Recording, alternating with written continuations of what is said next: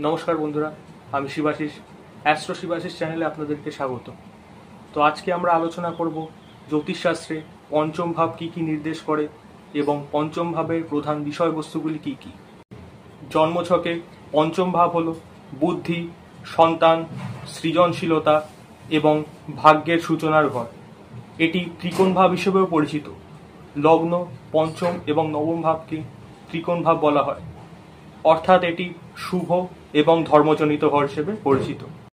এবার আমরা আলোচনা করব পঞ্চম ভাবের প্রধান বিষয়বস্তুগুলি কী কী। তো প্রথম হচ্ছে বুদ্ধি ও চিন্তা শক্তি। একজনের চিন্তা ভাবনা, বুদ্ধি, শেখার আগ্রহ, যুক্তি এবং মেধা এগুলি কিন্তু পঞ্চম ভাব থেকে আমরা বিচার করতে পারি। সৃজনশীলতা ও প্রতিভা, শিল্প, সঙ্গীত, লেখালেখি, অভিনয় এবং অভিনব ধারণা, এই সব কিছুই কিন্তু পঞ্চম ভাব দ্বারা নিয়ন্ত্রিত। সন্তান, সন্তান প্রাপ্তি, সন্তানের চরিত্র এবং সন্তানের সাথে সম্পর্ক, এগুলো কিন্তু পঞ্চম ভাব দ্বারা বিচার করা যায়।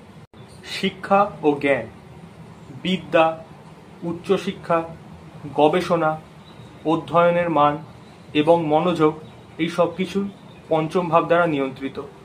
প্রেমজ সম্পর্ক, আবেগ, রোম্যান্টিকতা এবং হৃদয়ের ইচ্ছা পঞ্চম ভাব দ্বারা নিয়ন্ত্রিত।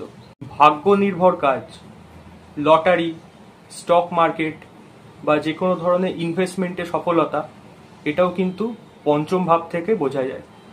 তো এই ছিল আজকের ভিডিওটা যদি আপনাদের ভালো লেগে থাকে তাহলে অবশ্যই লাইক, কমেন্ট এবং শেয়ার করুন, আর অবশ্যই চ্যানেলটিকে সাবস্ক্রাইব করতে ভুলবেন না।